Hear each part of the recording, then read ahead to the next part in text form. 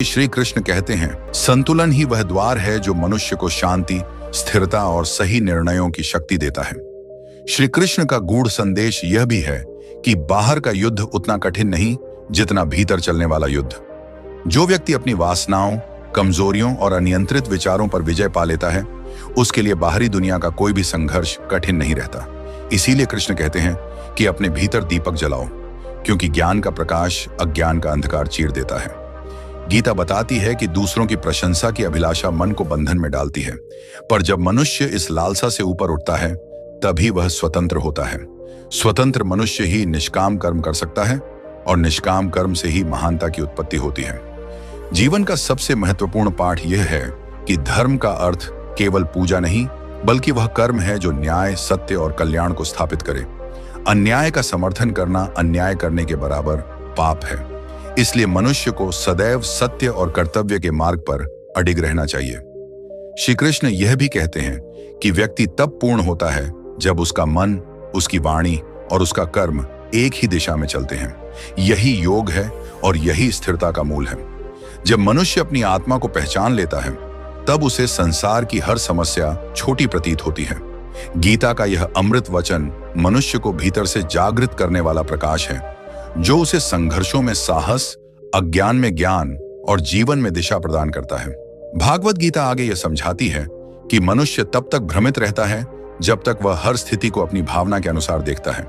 यदि मन विचलित है तो निर्णय गलत होंगे, और जब निर्णय गलत हों तो परिणाम मन को तोड़ देते हैं। श्री कृष्ण इसका समाधान एक उदाहरण से देते हैं कि जैसे शांत जल में चंद्रमा का प्रतिबिंब स्पष्ट दिखाई देता है, वैसे ही शांत मन में जीवन का मार्ग स्पष्ट दिखाई देता है।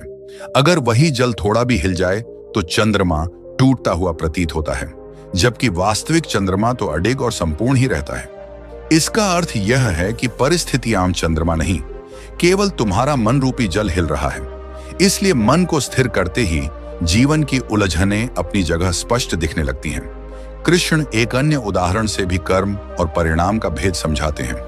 जैसे किसान बीज बोते समय इस चिंता में नहीं रहता कि बीज आज ही फल देगा या नहीं। वह अपनी जमीन, पानी, मेहनत और प्रयास को पूरी निष्ठा से देता है। फल का समय प्रकृति तय करती है, पर कर्म का समय किसान तय करता है। यदि वह बीज ही ना बोए तो प्रकृति लाख कोशिश कर ले, खेत खाली ही रहेगा। ठीक उसी प्रकार मनुष्य का कर्म उसका बीज है और ईश्वर की कृपा उसका मौसम। समय पर बोया गया कर्म ही सही अवसर पर फल देता है। श्री कृष्ण यह भी बताते हैं कि मनुष्य का क्रोध उसी क्षण उसे बुद्धि से वंचित कर देता है। इसे वे एक घोड़े और सारथी के उदाहरण से समझाते हैं। यदि घोड़ा उग्र हो जाए और सारथी लगाम छोड़ दे तो रथ टूट जाएगा, दिशा भटक जाएगी और यात्रा समाप्त हो जाएगी। मन घोड़े की तरह है और बुद्धि सारथी की तरह। यदि मन उबल उठा और बुद्धि ने लगाम छोड़ दी तो शब्द, निर्णय और कर्म सभी दिशा खो देंगे। इसलिए बुद्धि की लगाम मजबूत रखना ही मनुष्य की रक्षा करता है। कृष्ण आगे कहते हैं कि जीवन में सबसे बड़ा परिवर्तन तब आता है जब मनुष्य खुद को परिणामों का स्वामी नहीं, कर्म का सेवक मान ले। एक उदाहरण इससे जुड़ा है। कोई व्यक्ति नदी पार करना चाहता है। वह नाव में बैठता है, चप्पू चलाता है, दिशा तय करता है और प्रयास करता है, लेकिन नदी के प्रवाह, हवा की गति और लहरों का स्वभाव उसके वश में नहीं। वह केवल अपना भूमिका निभा सकता है। इसी प्रकार तुम प्रयास के अधिकारी हो, पर फल की दिशा ईश्वर और समय के हाथ में रहती है। जब यह समझ स्थापित हो जाती है, तब मन में चिंता नहीं, केवल शांति रहती है। गीता का मार्गदर्शन यह भी बताता है कि मोह और आसक्ति की जड़ें मन को कमजोर बनाती हैं। जैसे यदि कोई व्यक्ति एक ही पेड़ की शाखा को पकड़कर खड़ा रहे और आगे बढ़ने से डर जाए, तो वह कभी जंगल पार नहीं कर पाएगा। आसक्ति वही शाखा है जिसे पकड़े रहना आसान लगता है, पर वही आगे बढ़ने से रोकता है। जब मनुष्य साहस करके उस शाखा को छोड़ता है, तभी उसे नया मार्ग दिखाई देता है। कृष्ण एक और उदाहरण के माध्यम से बताते हैं कि ज्ञान और विवेक जीवन के दीपक हैं। जैसे अंधेरी रात में यात्री को मार्ग समझ नहीं आता, पर दीपक जलते ही वही रास्ता सुरक्षित लगने लगता है। उसी प्रकार जब मनुष्य ज्ञान के प्रकाश में निर्णय लेता है, तो अज्ञान का डर स्वतः मिट जाता है। इस प्रकार गीता का प्रत्येक उपदेश मनुष्य को न केवल राह दिखाता है, बल्कि उसे यह भी सिखाता है कि जीवन में आने वाली हर परिस्थिति को बुद्धि, संतुलन और धैर्य के साथ कैसे संभालना है। गीता का सार केवल सुनने के लिए नहीं बल्कि जीने के लिए है, क्योंकि जो इसे जीवन में उतार लेता है वह भीतर से अडिग, शांत और सफल हो जाता है। भागवत गीता का अगला सार यह समझाता है कि जीवन में स्थिरता तभी आती है जब मनुष्य अपने भीतर के स्वभाव को पहचानने लगे। श्री कृष्ण कहते हैं कि मनुष्य अपनी इच्छाओं का दास बनकर जीता है, इसलिए अक्सर दुखी होता है। इसे वे एक सरल उदाहरण से स्पष्ट करते हैं। एक दीपक को देखो, यदि उस पर से कांच का आवरण हटा दिया जाए तो हवा का हल्का सा झोंका भी उसकी लौ को डगमगाने लगता है। लेकिन वही दीपक यदि आवरण में हो तो तेज हवा भी उसे बुझा नहीं पाती। मन को आवरण की तरह स्थिरता की आवश्यकता होती है।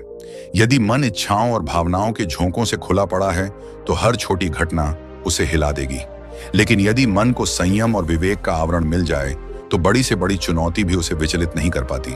कृष्ण आगे यह भी कहते हैं कि मनुष्य का अधिकांश दुख तुलना से जन्म लेता है। इसे वे दो वृक्षों के उदाहरण से समझाते हैं। एक वृक्ष विशाल है, फैला हुआ है, जमीन पर छाया देता है और फल से लदा है। उसके पास एक दूसरा छोटा पौधा भी है। यदि वह छोटा पौधा स्वयं की तुलना उस विशाल वृक्ष से करने लगे तो वह कभी बढ़ नहीं पाएगा, क्योंकि तुलना उसकी ऊर्जा को निगल जाएगी। लेकिन यदि वह उसी वृक्ष को प्रेरणा की तरह देखे तो वह धीरे धीरे उसी दिशा में बढ़ने लगेगा। जीवन में तुलना मनुष्य का ध्यान लक्ष्य से हटाकर दूसरों की ओर केंद्रित करती है, जबकि प्रेरणा लक्ष्य के मार्ग को स्पष्ट करती है। कृष्ण यह भी कहते हैं कि परिस्थितियां बदलने से पहले मनुष्य को स्वयं बदलना होता है। इस सत्य को वे एक कोयले और हीरे की कथा से समझाते हैं। दोनों का मूल एक ही है, दोनों कार्बन हैं। पर अंतर यह है कि कोयला दबाव सहने से इनकार करता है, टूट जाता है, बिखर जाता है।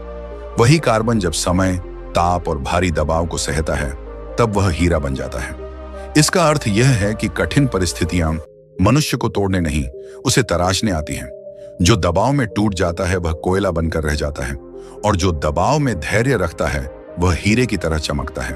कृष्ण यह भी सिखाते हैं कि मनुष्य का वास्तविक शत्रु बाहर नहीं, उसके भीतर है। इसे वे एक बगीचे के उदाहरण से बताते हैं। यदि एक बगीचा सुंदर है लेकिन उसके भीतर की मिट्टी में कंटीली घास उगने लगे और माली उसे साफ न करे तो कुछ ही दिनों में वह बगीचा नष्ट हो जाएगा। लेकिन यदि वही माली रोज थोड़ी थोड़ी घास काटता रहे तो बगीचा सुंदर बना रहेगा। मन भी उसी बगीचे की तरह है और नकारात्मक विचार उन कंटीली घासों की तरह हैं। यदि मनुष्य उन्हें समय पर हटाता नहीं तो वे उसके भीतर की सुंदरता को ढक देती हैं। लेकिन यदि हर दिन थोड़ा आत्मनिरीक्षण कर लिया जाए तो मन स्वच्छ और शांत बना रहता है। कृष्ण अगला उपदेश यह देते हैं कि संदेह मनुष्य की शक्ति को आधा कर देता है। इसे वे तीरंदाज के उदाहरण से स्पष्ट करते हैं। एक तीरंदाज यदि लक्ष्य पर तीर चलाने से पहले ही सोचे कि शायद मैं चूक जाऊंगा तो उसका हाथ कांप जाएगा, दृष्टि कमजोर पड़ जाएगी और तीर अनिश्चित दिशा में चला जाएगा। वही तीरंदाज यदि अटूट विश्वास के साथ तीर छोड़े तो लक्ष्य भेदना आसान हो जाता है। विश्वास मनुष्य की शक्ति को गुणा करता है और संदेह उसे बांटकर कम कर देता है। इस प्रकार गीता का हर वचन मनुष्य को जीवन के गहरे रहस्य सिखाता है। यह बताता है कि सफलता किसी बाहरी साधन से नहीं बल्कि भीतर के मन, विश्वास, संयम और सही दृष्टि से जन्म लेती है। जो मनुष्य इन उपदेशों को समझकर अपने जीवन में उतार लेता है वह न केवल संघर्षों को जीत लेता है बल्कि स्वयं को भी जीत लेता है। भागवत गीता आगे यह सिखाती है कि जीवन में परिवर्तन तब आता है जब मनुष्य यह समझ ले कि हर अनुभव उसे अपने वास्तविक स्वरूप के करीब ले जाता है। श्री कृष्ण कहते हैं कि मनुष्य जितना अपने बाहरी संसार पर निर्भर रहता है उतना ही भीतर से अस्थिर होता जाता है। इसे वे समुद्र के उदाहरण से समझाते हैं। समुद्र के किनारे खड़े होकर यदि कोई व्यक्ति लहरों को शांत होने की प्रतीक्षा करे तो वह कभी समुद्र का सौंदर्य नहीं देख पाएगा, क्योंकि लहरें रुकने के लिए बनी ही नहीं। यदि वह थोड़ा भीतर उतर जाए तो वही समुद्र शांत और गहरा दिखाई देता है। जीवन की परिस्थितियां लहरों की तरह हैं, वे रुकने के लिए नहीं बनी। जो व्यक्ति बाहरी हलचल में ही शांति ढूंढता है वह बेचैन ही रहता है, और जो व्यक्ति भीतर उतरता है उसके लिए जीवन हर समय शांत रहता है। कृष्ण कहते हैं कि मनुष्य की ऊर्जा वहीं खर्च होती है जहां उसका ध्यान जाता है। इसे वे दीपक के प्रकाश की तरह समझाते हैं। यदि दीपक को एक स्थान पर रखा जाए तो उसका प्रकाश एक दिशा में तेज दिखता है, लेकिन यदि वही दीपक बार बार हिलाया जाए तो तेज प्रकाश भी धुंधला लगने लगता है। मनुष्य का ध्यान भी ऐसा ही है। यदि उसका ध्यान हर समय बदलता रहे तो उसकी क्षमता कम हो जाती है। लेकिन यदि ध्यान स्थिर हो तो वह कम समय में बड़ी उपलब्धियां हासिल कर लेता है।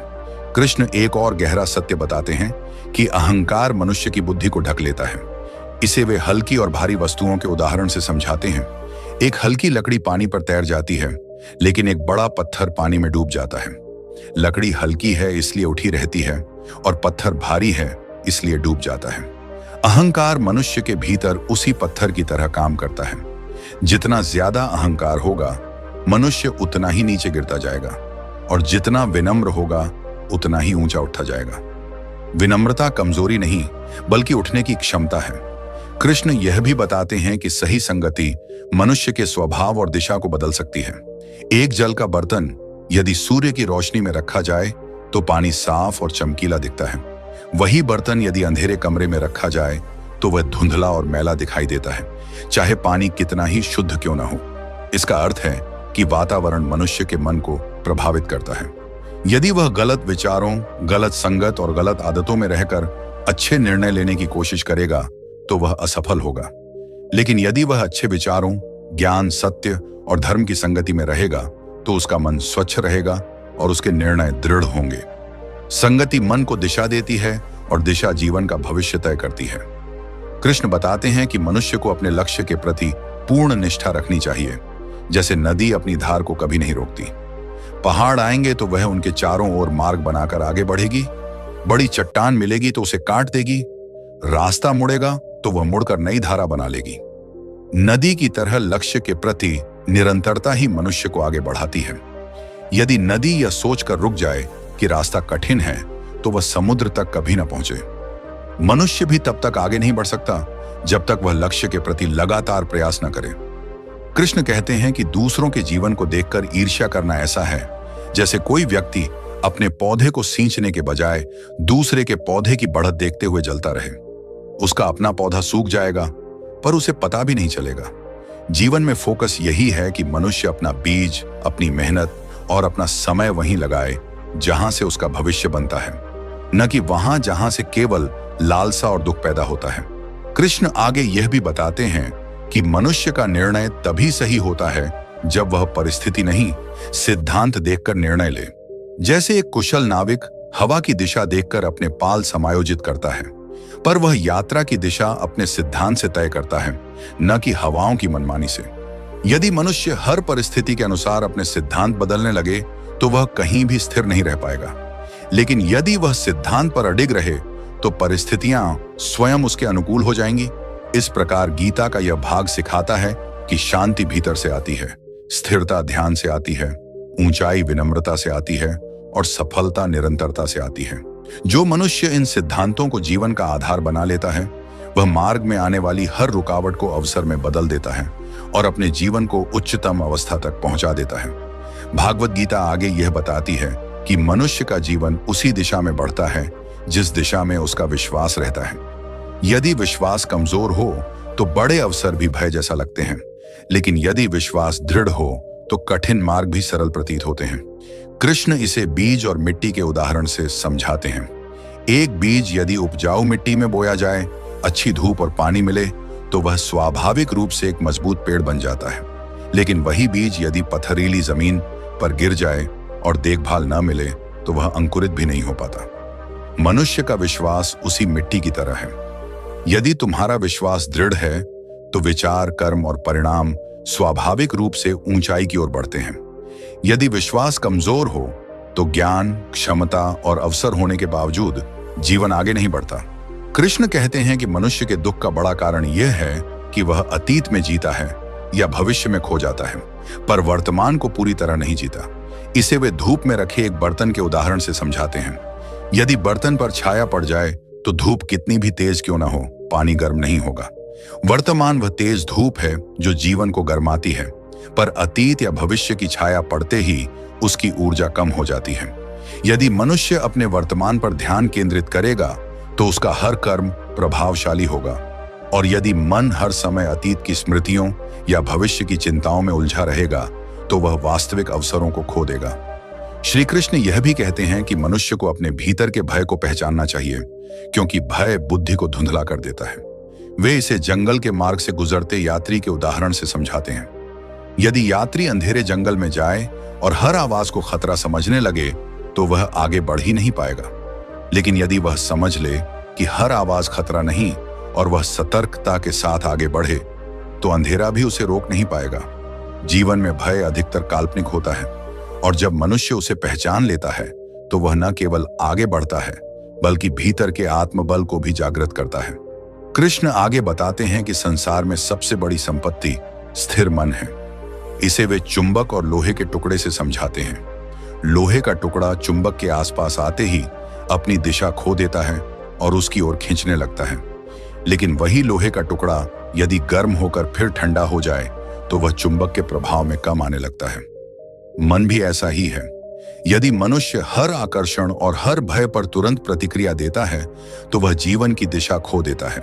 लेकिन यदि मन अंदर से तपकर परिपक्व हो जाए तो बाहरी परिस्थितियां उसे प्रभावित नहीं कर पाती। कृष्ण अगले उपदेश में कहते हैं कि सफलता केवल तेज गति से नहीं, सही दिशा से मिलती है। इसे वे 2 तीरंदाजों के उदाहरण से बताते हैं। पहला तीरंदाज तेजी से तीर चलाता है पर लक्ष्य से थोड़ी दूर चूक जाता है। उसकी गति बहुत है पर दिशा सही नहीं। दूसरा तीरंदाज कम तीर चलाता है लेकिन हर तीर लक्ष्य पर लगता है क्योंकि उसने दिशा सही चुनी है। जीवन भी ऐसा ही है। यदि दिशा ही गलत हो तो चाहे कितनी भी मेहनत की जाए परिणाम नहीं मिलेगा, लेकिन यदि दिशा सही हो तो कम प्रयास भी महान परिणाम देते हैं। कृष्ण एक और गहरी शिक्षा देते हैं कि क्षमा मनुष्य को भीतर से मुक्त करती है। वे इसे 2 भाइयों के उदाहरण से समझाते हैं। एक भाई अपने मन में पुरानी बातों का बोझ लेकर चलता रहा और उसकी हर खुशी उस बोझ के नीचे दबती गई। दूसरे भाई ने उसी दिन क्षमा कर दिया और वह हल्का होकर आगे बढ़ गया। जिसने क्षमा की वह आगे बढ़ा, जिसने मन में बोझ रखा वह वहीं ठहर गया। इसका अर्थ यह है कि क्षमा दूसरों के लिए नहीं बल्कि अपने भीतर की शांति के लिए होती है। गीता यह भी सिखाती है कि परिश्रम कभी व्यर्थ नहीं जाता। कृष्ण इसे पानी के घड़े के उदाहरण से बताते हैं। यदि कोई व्यक्ति एक बार पानी डालकर घड़ा भरना चाहे तो घड़ा नहीं भरेगा क्योंकि एक ही बार में पानी जल्दी नीचे की ओर बह जाएगा। लेकिन यदि वह लगातार थोड़ी थोड़ी धारा से पानी डालता रहे तो घड़ा धीरे धीरे भर जाएगा। यही निरंतरता है जो मनुष्य को हर क्षेत्र में पूर्णता तक पहुंचाती है। इस प्रकार इस भाग का सार यह है कि विश्वास मिट्टी की तरह जीवन को पोषित करता है, वर्तमान धूप की तरह ऊर्जा देता है। भय केवल मन का भ्रम है, स्थिरता मन की सबसे बड़ी शक्ति है। दिशा तेज गति से अधिक महत्वपूर्ण है और क्षमा मन की शुद्धता का आधार है। जब मनुष्य इन शिक्षाओं को अपनाता है तो उसके भीतर ऐसी दृढ़ता और प्रकाश जागता है जो उसे हर परिस्थिति में आगे बढ़ने की शक्ति देता है। जब मन हर परिस्थिति में स्थिर रहता है तभी व्यक्ति सच्चा सफल बनता है। श्री कृष्ण कहते हैं कि मन का संतुलन वही व्यक्ति रख सकता है जिसने अपने भीतर की शांति को पहचान लिया हो। तो दोस्तों, वीडियो पसंद आया तो वीडियो को लाइक और चैनल को सब्सक्राइब करके कमेंट में जय श्री कृष्णा जरूर लिखना।